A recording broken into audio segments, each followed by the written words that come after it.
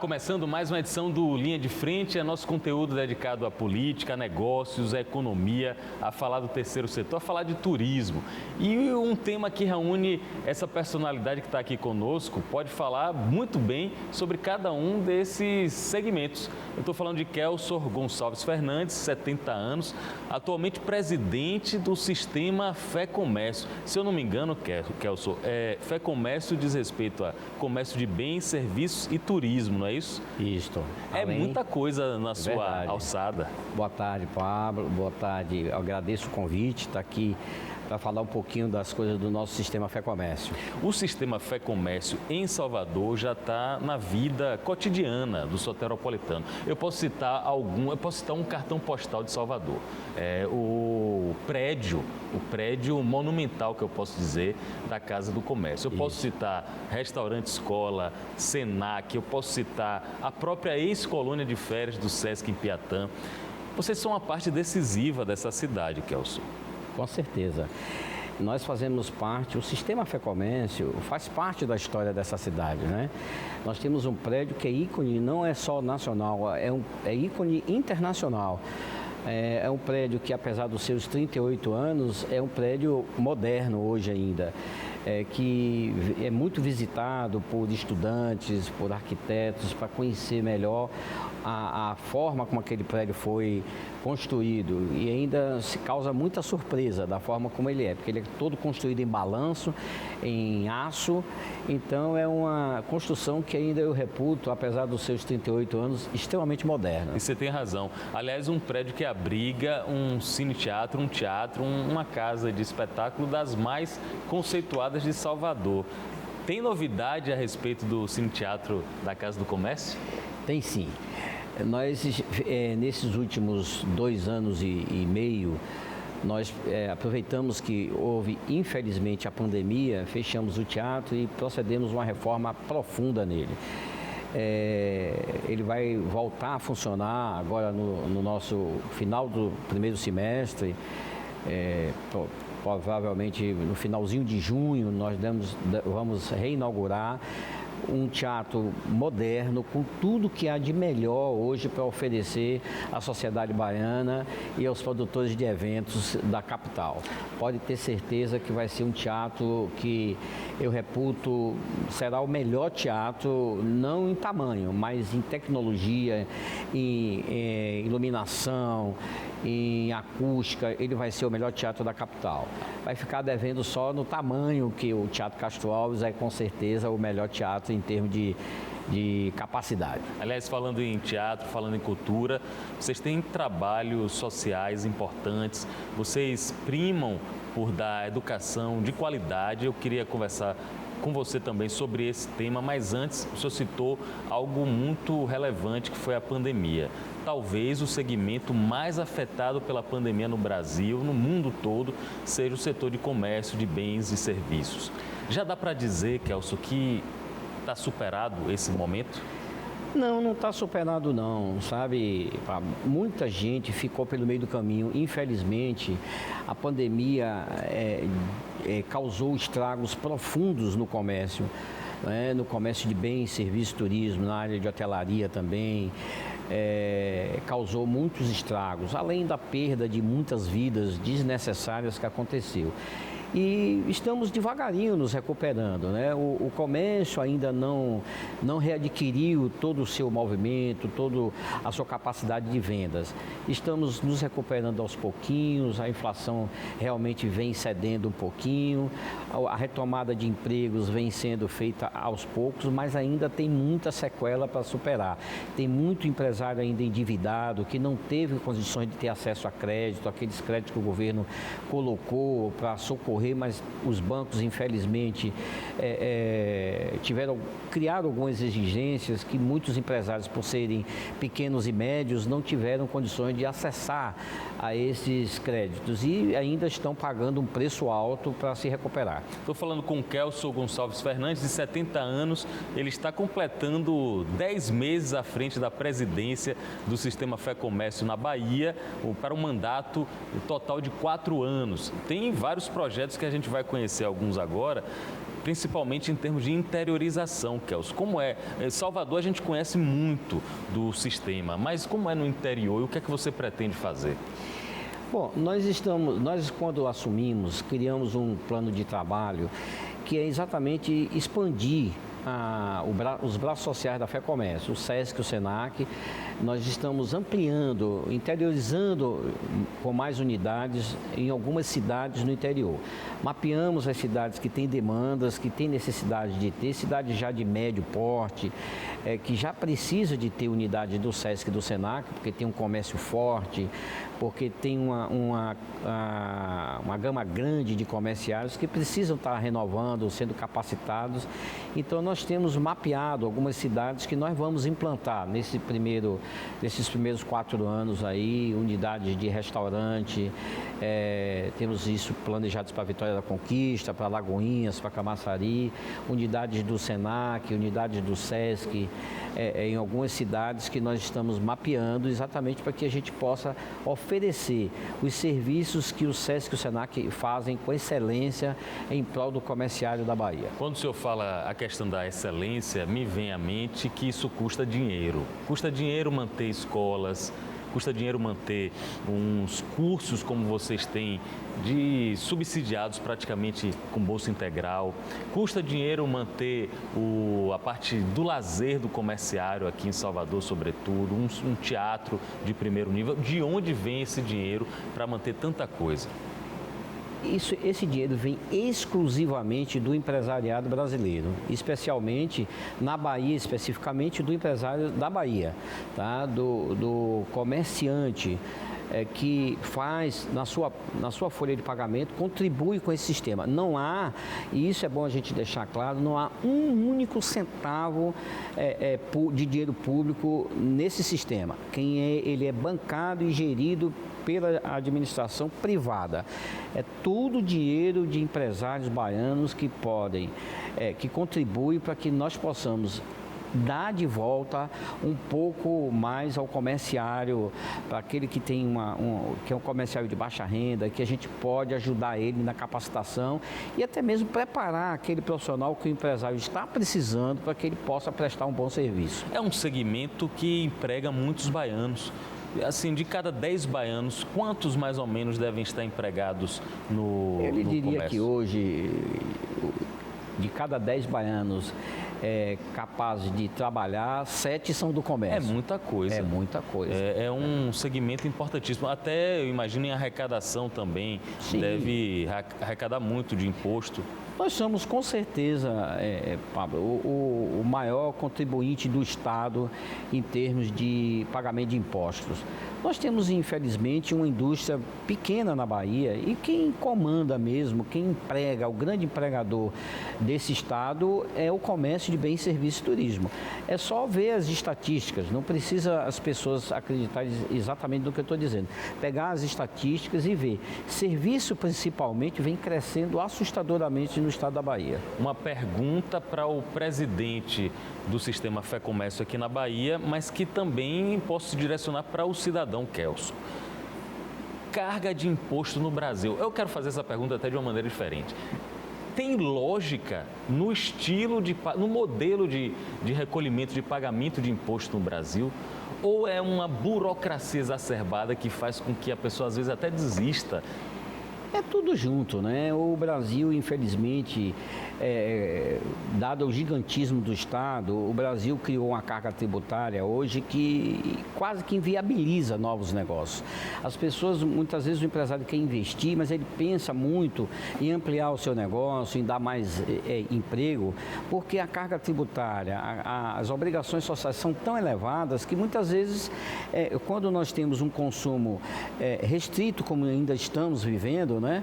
O consumo não está ainda nos patamares pré-pandemia, então o empresário pensa muito nisso. Nós temos muito pouco retorno do que contribuímos, né? Muitas vezes você está vendo aí o índice de violência como está, o desemprego ainda está elevado, porque então essa carga tributária exagerada, com juros no patamar que está, não tem condições do empresário sobreviver. Tá? Então, a gente precisa realmente fazer uma reforma, e isso é um anseio da sociedade brasileira, não é só do empresariado não, é do consumidor também, porque o consumidor é o último pagador do imposto, né? O empresário, de alguma forma, tem a sua carga, mas ele repassa alguma coisa para o consumidor. Então, aquele produto que ele pode comprar com um pouco mais barato, se a carga tributária fosse menor, ele está pagando também. Então, todo mundo é penalizado. Agora, eu fui educado, cresci numa sociedade brasileira em que o patrão, o empregador, muitas vezes não é bem visto. Sei, talvez a opinião pública ou talvez alguns formadores de opinião tenham um entendimento de vilanizar um empregador. De uns tempos para cá eu vejo que isso está mudando, as pessoas estão tendo mais consciência, mais informação. O senhor acha que está mais adequado o tratamento a quem gera empregos no Brasil?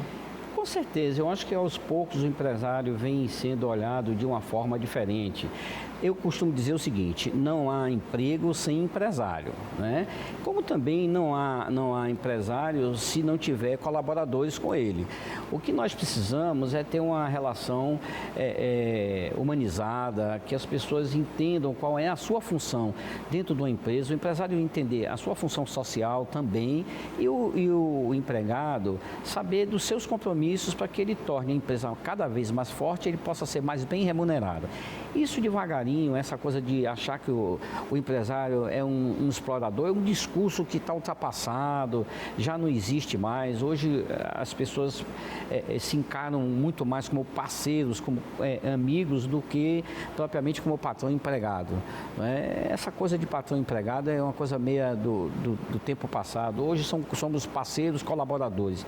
Eu enxergo assim, o empresário precisa do empregado como o empregado precisa do empresário. Muito bem. Daqui a pouco eu quero conversar com ele sobre o mercado imobiliário da Bahia, especificamente de Salvador, porque é muito importante também o segmento e ele conhece bastante, conhece há décadas esse segmento. E eu quero saber de você sobre concorrência de produtos estrangeiros, concorrência com compras e vendas online. Isso tem afetado muito o segmento de comércio de bens e serviços? Claro que afeta, né? O volume de negócios, o eletrônico principalmente, não é a compra online que existe no Brasil, porque a compra online, a internet, infelizmente, é uma realidade. Ela está aí e vai continuar cada vez estando mais atualizada e cada vez mais veloz.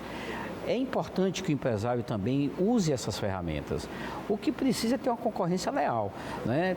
Ter regras bastante transparentes. Quem quer trabalhar na área online vai ter esse tipo de regramento, vai pagar seus impostos, vai ser obrigado a pagar seus impostos. Não pode estar aí como atualmente existe uma sonegação terrível, as pessoas comprando online, quando recebem os produtos não recebem com nota fiscal, não é emitida uma nota fiscal, ou seja, o governo vem ficando sem arrecadar.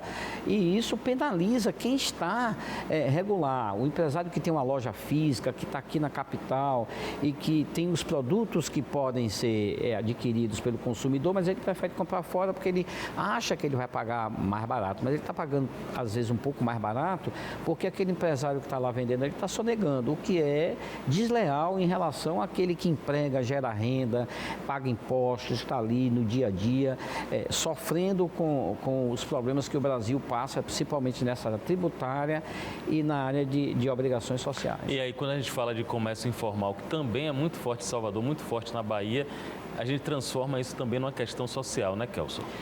O comércio informal, eu tive a oportunidade de estar conversando um pouco antes aqui com vocês, o nosso comércio informal, infelizmente, é um problema social, né? Aquela concorrência que existe ali dos nossos camelôs na Avenida 7, na Joana Angélica, é um problema social, né? A prefeitura já fez de tudo que pode para poder resolver, mas infelizmente nós temos um problema gravíssimo ainda de desemprego, né? As pessoas não têm um emprego decente para que possa sustentar a sua família e vai para a informalidade.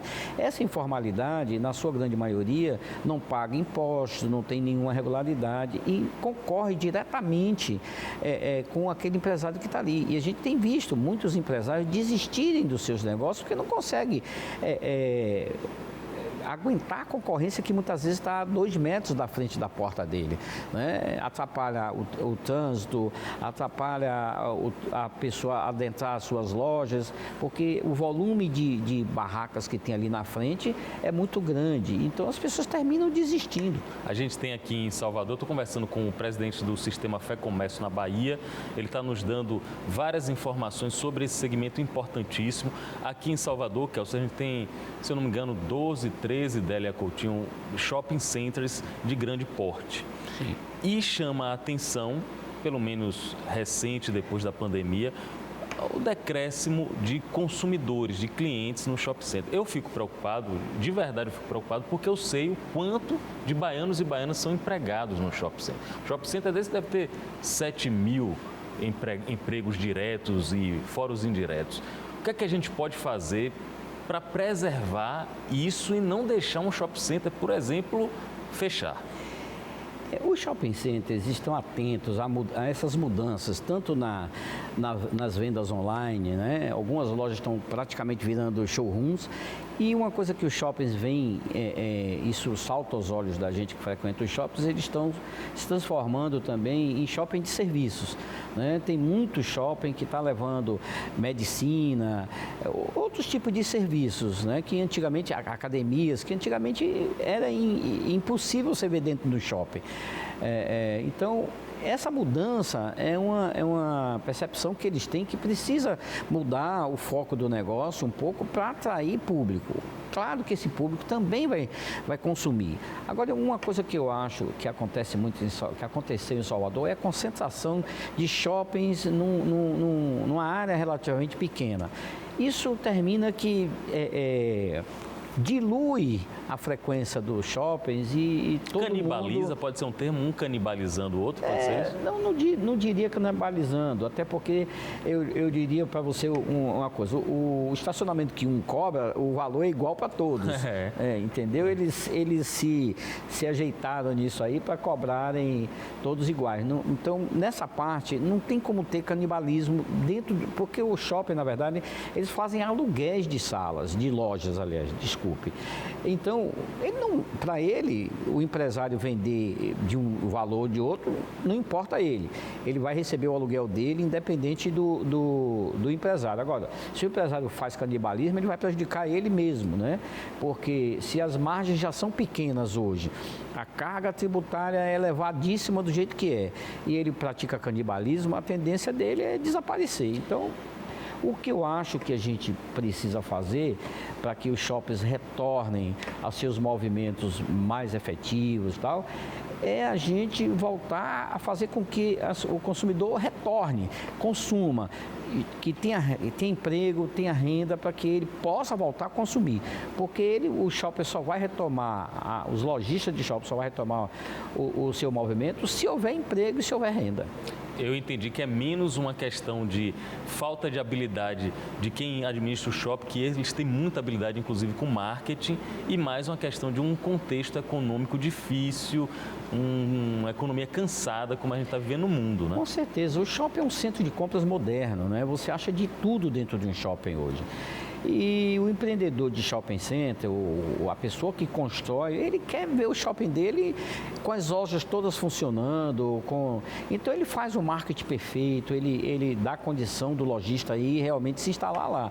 Além do que, sem falar na segurança que o shopping tem, na possibilidade de a pessoa chegar e estacionar com facilidade, diferente de outros locais de compras, que a gente não tem segurança e nem tem lugar para estacionar. Então o shopping oferece tudo isso, bom bons restaurantes, cinema, um monte de serviços hoje que os shoppings estão oferecendo. Então, eu acho que é uma questão só do consumidor voltar a ter confiança e voltar a consumir dentro dos patamares que existiam antes da nossa pandemia. Kelso Fernandes, atualmente presidente do Sistema Fé Comércio. Esse nome é muito associado ao mercado imobiliário. O nome Kelso Fernandes, durante praticamente 40 anos, a empresa dele é uma das líderes no setor. Continua ainda com seus filhos, né, Kelso? Continua, sim. Me fala sobre o mercado. Eu estou um pouco lá, viu? Você ainda continua lá? Meus filhos estão tocando os nossos negócios, mas eu ainda continuo de vez em quando lá para poder dar uma ajuda a eles. Eu vou lá mais hoje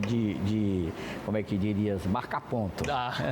O consultor da própria empresa, o presidente do conselho, Kelso Fernandes. Como é o mercado imobiliário em Salvador? Como é que está esse momento? Qual a radiografia que você está fazendo? Olha, eu vejo com bastante esperança o mercado imobiliário. Nós tivemos... A área de vendas começou a dar uma deslanchada forte, mas infelizmente com essa retomada dos juros elevados, isso deu uma paradinha. Mas eu acho que é questão de tempo.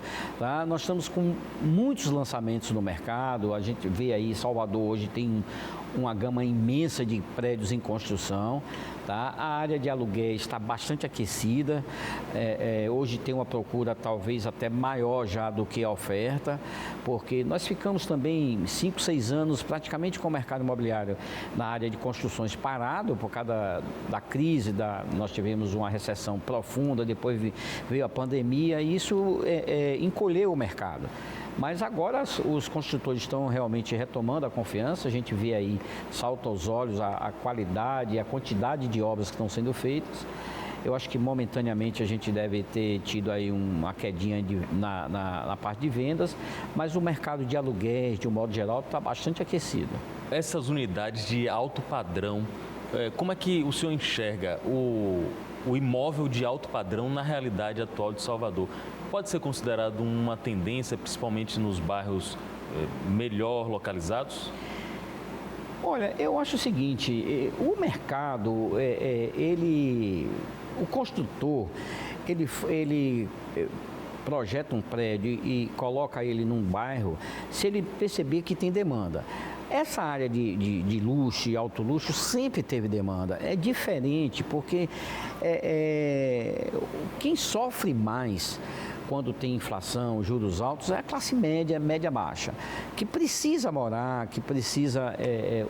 a pessoa que tem um certo recurso financeiro, ele já tem imóvel próprio, ele compra muitas vezes até para revender depois, ou porque ele quer mudar para um apartamento mais novo. Então, essa área de luxo, de alto luxo e considerado luxo, sempre tem um mercado, tanto local como externo.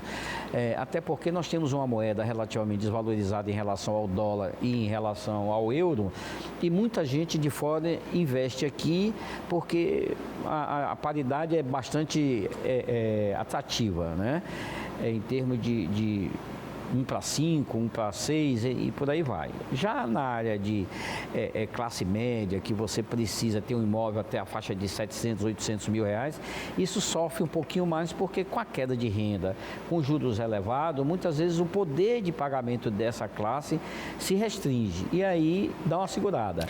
Turismo é um tema importante também para a gente falar aqui. A Fé Comércio, ela tem uns braços aí muito próximos do turismo. Eu tive dados animadores sobre o ano passado, o número de passageiros que chegaram à Bahia cresceu bastante, ultrapassou 8 milhões e 600 milhões de turistas, 600 mil turistas, o número superou a 1 milhão de pessoas no ano.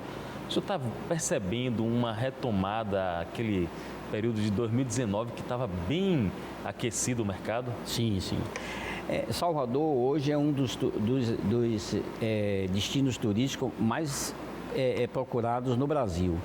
Né? Nós temos Salvador tem uma vocação turística e pontos turísticos que atraem gente do mundo inteiro. Né? E depois da pandemia, as pessoas ainda não estão podendo tanto viajar para o exterior e têm viajado mais, feito turismo interno. E Salvador e algumas cidades do interior da Bahia têm sido bastante procuradas. E nós estamos realmente com um setor do turismo bastante aquecido nesses últimos meses. E eu até acredito que esse ano todo nós vamos ter aí bastante notícias boas na área do turismo. O calendário de festas e eventos, por exemplo, o Carnaval de Salvador, o São João no interior da Bahia, as festas de virada de ano, de Réveillon na capital e também no interior. Do ponto de vista econômico-financeiro, eu nem estou falando da pessoa que gosta de festa, porque às vezes a pessoa não gosta de festa e se irrita, por que vai ter carnaval, porque o carnaval é assim, porque o poder público... É porque gera emprego, não é isso, Kelso? Gera emprego, gera renda, gera impostos. Agora mesmo tem prefeitos que estão correndo aí, reclamando junto ao TCM e ao TCU, para poder contratar para o São João, contratar músicos, contratar artistas, cantores que possam ir fazer o São João, porque ele sabe que para o município dele, aquela festa é super importante. Então ele quer achar caminho de ele poder contratar e amanhã não ser questionado, ter que pagar do bolso dele, devolver ao erário público aquilo que ele contratou. Então ele quer fazer a festa porque ele sabe que durante esse período de festa, e São João às vezes é uma festa que dura mais ou menos 30 dias, né? O mês de junho, praticamente todo na Bahia, é São João. Então, ele sabe que ele vai gerar renda, vai gerar emprego, as pessoas vão ficar satisfeitas e até mesmo a ocupação, as pessoas tendo ocupação, os índices de violência caem assustadoramente. Então, isso, com certeza, essas festas são importantíssimas para o estado da Bahia. SESC, o serviço social do Sistema Fé Comércio, SENAC, o serviço de aperfeiçoamento, de aprendizagem e também tem a parte muito médica, de atendimento, de precaução, a parte ambulatorial. Vocês têm uma atividade, que eu diria, solidária ao Brasil como um todo. Eu queria que você destacasse isso, porque às vezes as pessoas não têm, só as pessoas que estão lá dentro do segmento conhecem, mas às vezes quem está de fora não tem a dimensão do trabalho que vocês estão fazendo. Verdade. Nós fazemos um trabalho, além da Bahia, nós fazemos um trabalho no Brasil inteiro. O SESC e o SENAC são entidades que têm 76 anos e prestam serviços inestimáveis a um estado como a Bahia, por exemplo, que é um estado carente. Tem muitas cidades no interior que sequer tem um dentista. E o SESC faz um serviço, presta serviço de odontologia de excelência em várias cidades do interior, na capital. Agora mesmo nós estamos montando uma clínica dentro do bairro da Paz, para atender o pessoal do bairro da Paz ali no serviço de odontologia. Temos uma carreta que faz serviços da carreta de saúde da mulher, que faz mamografia, faz Papa Nicolau. O SENAC também faz uma gama imensa de cursos pelo interior, com carretas também. São 7 carretas, só o SENAC na Bahia tem 7 carretas para fazer esse trabalho.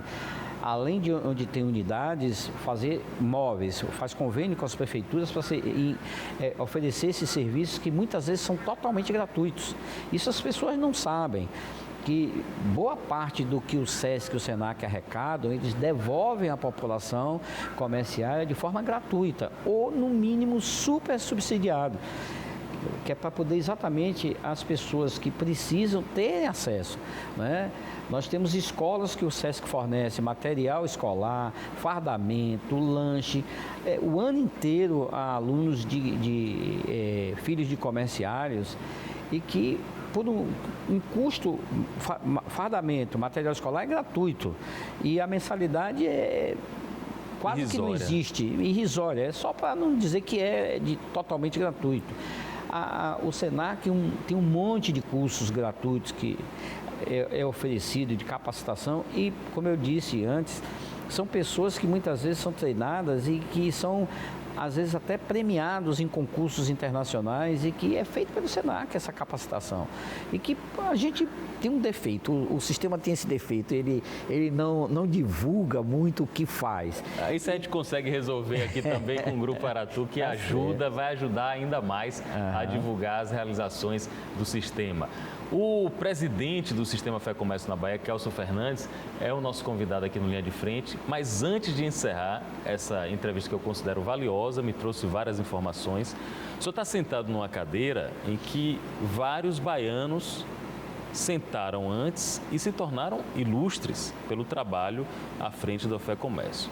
Daqui a 3 anos e 2 meses, se o senhor não se for reconduzido ao cargo, como é que o senhor quer ser lembrado como presidente da Fé Comércio? O que é que Kelson Fernandes deixou como legado para a Fé Comércio? Boa pergunta. Eu quero ser lembrado por uma pessoa que passou pela Fé Comércio e fez a sua parte. Fez um trabalho de aproximação do sistema SESC-SENAC mais forte com a sociedade comerciária, que procurou ajudar as categorias que mais precisam do sistema, de forma transparente, leal, tá certo? Com bastante afinco e vontade de realizar. Quanto mais eu puder me dedicar ao sistema para que a gente possa oferecer serviços a essa população que necessita e puder expandir ainda mais o sistema para o interior, eu acho que fica uma boa marca. Se eu puder expandir o sistema para o interior, vai ser, talvez as pessoas se lembrem de mim por aí. Eu não quero que se lembrem de mim por mais nada, somente por isso. Se eu conseguir expandir o sistema, tá bom. Boa sorte, contamos com isso e torcemos também por isso, porque centenas de milhares de baianos são beneficiados diariamente pelo trabalho do Sistema Fé Comércio. Pense um pouco sobre isso. Foi o nosso convidado aqui no Linha de Frente, Kelson Fernandes. É um prazer conversar com ele e conversar com personalidades que ajudam a Bahia a voltar ao potencial criativo, potencial de geração de empregos, potencial de educação e cultura que essa terra tem. Um abraço a todos e até o próximo encontro.